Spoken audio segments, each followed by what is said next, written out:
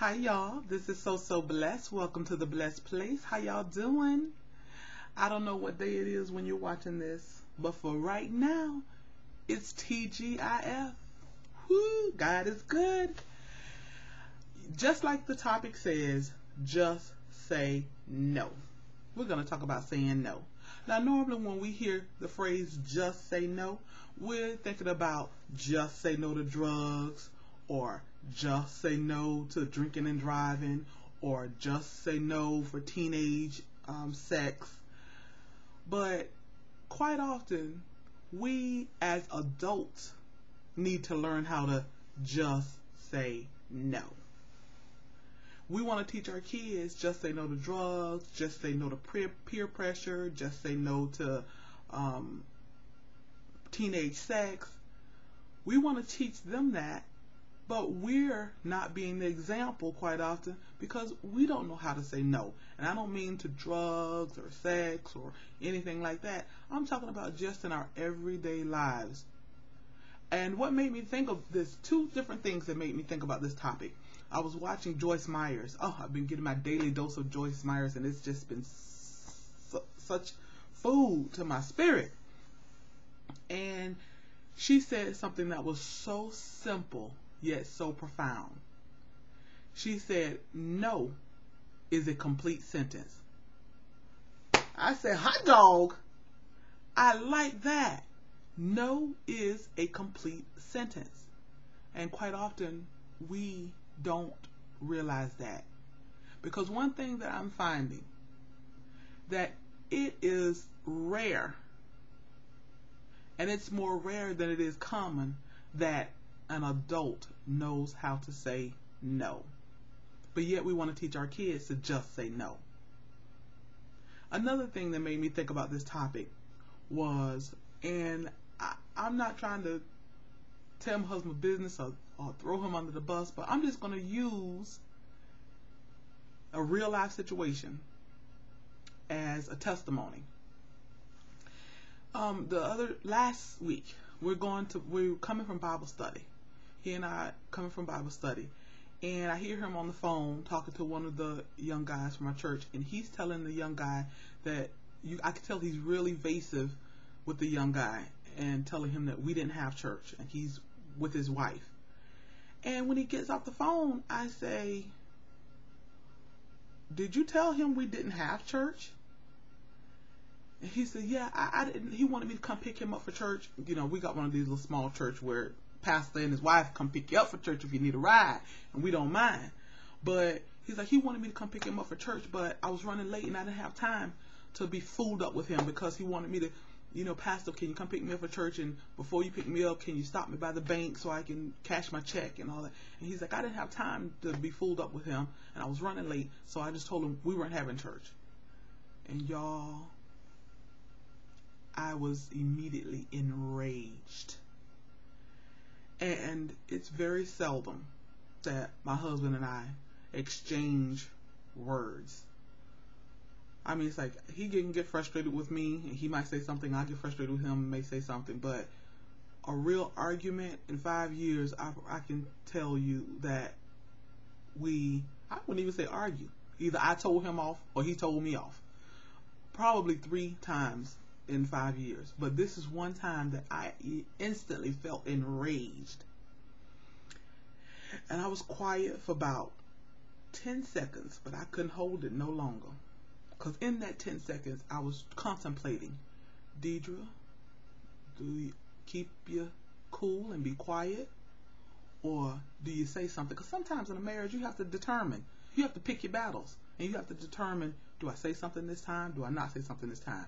Well, y'all, 10 seconds, I couldn't hold it no more. Because this was a character thing when it came to me. I said, you know what? That really pisses me off. Y'all forgive my French, but I'm just telling you, translating to you, just how it went down. I said, that really pisses me off. I say, not only because you lied, but because you are a man of God. A grown man. I said, and he's like, I just didn't have time to be fooled up with him. I said, He is 17 years old. You couldn't just say, man, I don't have time to come pick you up and take you. I said, you had to lie that we were not even having church? I said, I am so pissed and disappointed right now. And I said, and you know I respect you to the utmost. I said, but I'm going to tell you the truth. I have zero respect for a liar and a man with no spine. I say, you acting like you're a 17, 18-year-old trying to dodge another 17, 18-year-old. And I just stopped. Cut it off right there, because I was like, I'm not going to just go on and on and on. And he got quiet for a second, and he said, you know, baby, you're right. And I'm sorry. I apologize. So then he immediately got on the phone, and he called the young man, and he said, I just want to apologize to you. We did have church tonight. I just didn't have time to come pick you up. And therefore I told you that there was no church, and I asked you to forgive me. And I could hear the young man say, oh, Pastor, no problem. I understand. He's a nice young man. I understand. So then we're on our way home from church when all this goes down. Then we finally get home, you know, I shower and all of that. And then he comes, sit beside me, and he talks to me, and he tells me that I was right. He apologized. He's sorry. And I said, well, there's not so much that you did anything to me. I said, but I just don't respect that. And he says, well, that's what I'm sorry for. That's why I'm apologizing. I'm apologizing that I disappointed you.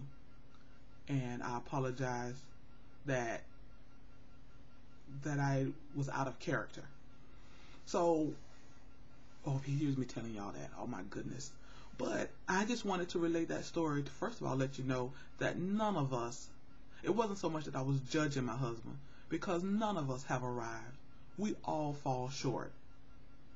So that's number one, to let everybody know that I don't care if you're a man of God, woman of God, pastor, we all fall short. And when you find that you fall short, just ask for forgiveness. And second of all, I wanted to relay that story just to let everybody know that let your yea be yea and your nay be nay, and don't be afraid to just say no. In the Bible, Proverbs 22:1, it says, a good name is to be chosen much more over riches. A good name is to be chosen. And it says chosen. So you can decide a good name or riches. Not saying that if you have riches you can't have a good name, but the choice is yours. Because quite often all you have is your word and your character. On the other hand, those of us who do know how to say no, like moi, I'm learning that I need to have more grace and more tact with my no. My sisters are teaching me that. So even those of us who know how to say no, let's make sure we're extending tact and kindness with that no. All right?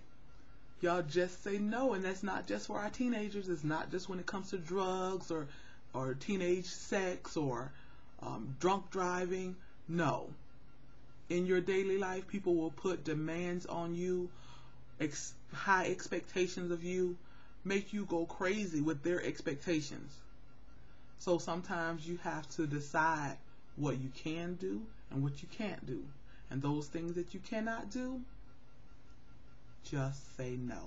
All right? Y'all be blessed.